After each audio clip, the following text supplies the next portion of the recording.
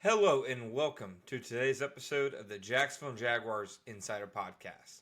My name is John Shipley. I am your host and beat reporter, and I have been your beat reporter covering the Jacksonville Jaguars for On SI every single day since August 2019, and we are continuing to move forward through yet another offseason together. As always, you can always find our 100% free, 24/7 boots on the ground coverage of the Jacksonville Jaguars each day when you follow us on social media such as Facebook and Twitter at Jaguars on SI. You can also find us at www.si.com/NFL/Jaguars. All right, folks, welcome to today's episode of the Jacksonville Jaguars Insider Podcast. Today, we are going to talk about some of the things that we saw at day 13 of Jaguars training camp, some of the things head coach Liam Cohen said, and then ultimately, to me, what was the biggest story of day 13 in camp. And frankly, to me, the biggest story, and it wasn't even close, was the absence of starting cornerback Tyson Campbell. Now, right tackle Anton Harrison was also absent. He was replaced in the lineup by Patrick McCary. But the biggest absence was cornerback Tyson Campbell. Tyson is somebody who, it's been clear for some time now, the Jaguars are going to need to lean on. He is, in terms of pure talent, athleticism, whatever you want to call it, their best defensive back on the team. And he has been for some time. When healthy, I've said before, I believe he has the talent of a top 10 corner. It's just the issue with him over the last several seasons has been staying healthy. He missed some time as a rookie. He missed some time in 2023. He missed some time in 2024. He's only made it through one full season in his NFL career to this point. And that was in 2022, which just happened to be his best season. And as you guys know from listening to me in the past, even some games that Tyson has played the last two seasons, they don't appear on the stat sheet as a missed game maybe. Still, you're getting a much, much less than 100% Tyson Campbell. And if you're not getting Tyson at his absolute best, it really just goes on to hurt the entire, team, defense, etc. That is why it is concerning when you don't see Tyson on the field. I'm not sure what happened. They didn't disclose the type of injury it was. Liam Cohen said he is day-to-day. You would have to think it happened at some point during Saturday's game against the Pittsburgh Steelers in the preseason opener. They, of course, I believe the defense was on the field for 8 plays on that first drive. That was the extent to which Tyson played. So, when a potential injury happened or even what the injury is, all things that aren't exactly clear at the moment. Like I said, Liam called him day-to-day. There wasn't much info for him beyond that. What that actually means, Eric Armstead's day-to-day, and there's no real knowing if he'll be ready for week 1.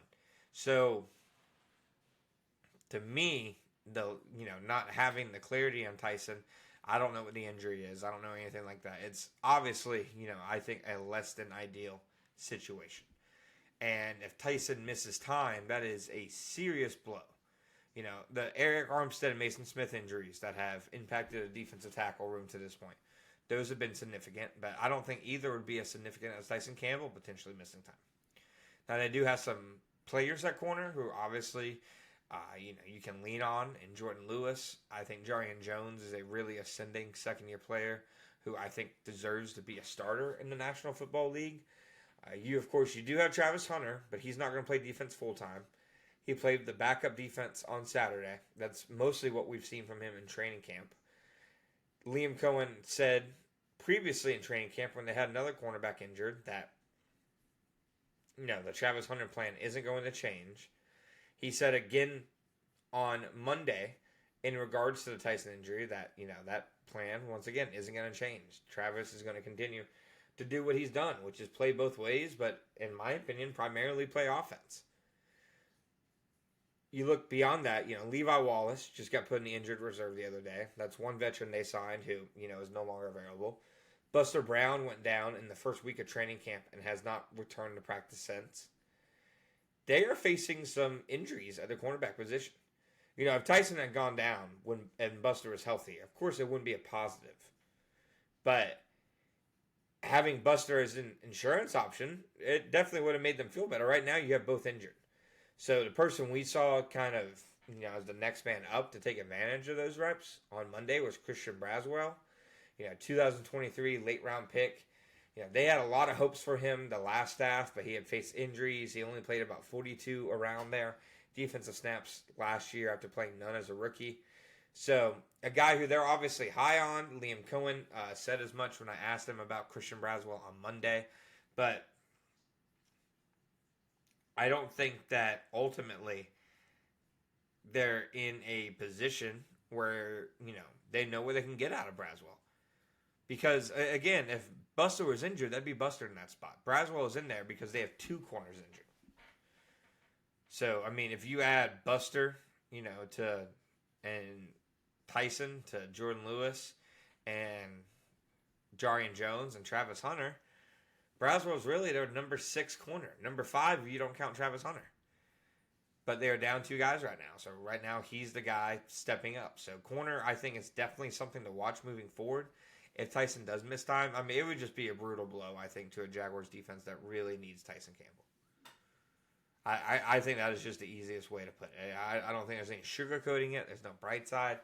But I will say, I don't think it's time to hit the panic button until we have more details on what the injury might be and how long he might be out. Beyond that, some of the other interesting things from Jaguars practice on Monday. Liam Cohen said they went through about a 40-play period where they're working on really just lining up, right, and blowing the whistle. Once the ball's hiked, making sure you're in the right place, your assignment, your alignment, stuff like that. It's clear from listening to Cohen talk about that both offensively and defensively, maybe more so defensively, that was an issue for the Jaguars the other night. So you can tell that Cohen, I think, has kind of taken some of these things that he has seen that have popped up as issues, such as the penalties. He mentioned alignment issues on defense after Monday's practice. That he is taking some of these things seriously, and he's not. I can't say for sure or not because I don't know their practice plans or schedule. But I wonder, if they would have had this period, if they didn't have some of those issues in Saturday's game. So it shows Cohen's being proactive about that. It shows that he is, to me, kind of flipping every stone, trying to find the answers to get them play the way they need to and the way they should. Other interesting things he said, the pads weren't on Monday. It was a lot of walkthrough. There was some 7-on-7. It was a light practice. And to me, moving forward, the rest of the week will be very telling. He said they'll have a quasi-scrimmage on Thursday.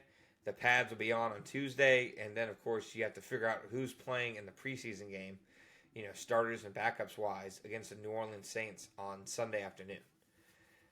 Another interesting thing that stood out to me that Cohen said, he took some accountability for the lone Trevor Lawrence incompletion on Saturday. He threw a really, hot pass in terms of velocity, just, put it in a tight window to Brian Thomas Jr. over the middle of the field. The Steelers safety crashed down, was able to get a really good hit on Thomas and lodge the ball out and force the incompletion. Cohen didn't say, hey, this is 100% my fault.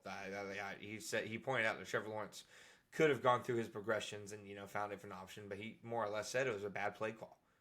He put them in a bad situation. And compare that to last year when the Jaguars coach, when asked about, plays that failed, more or less said, well, not more or less, he did say, you guys wouldn't understand it.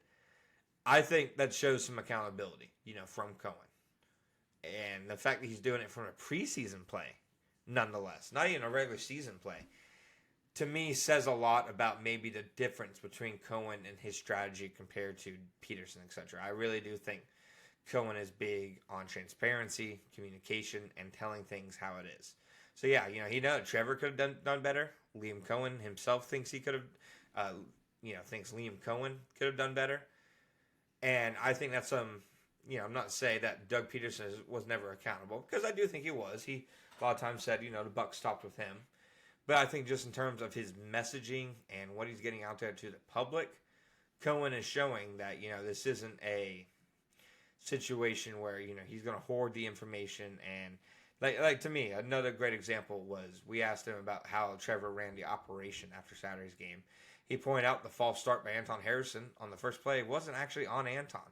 It had something to do with how Trevor was getting the play in. So, I think some accountability and some transparency from Cohen has been very positive for the Jaguars. That's all we have for you for today's episode. Please check us out next time. And as always, have a great evening.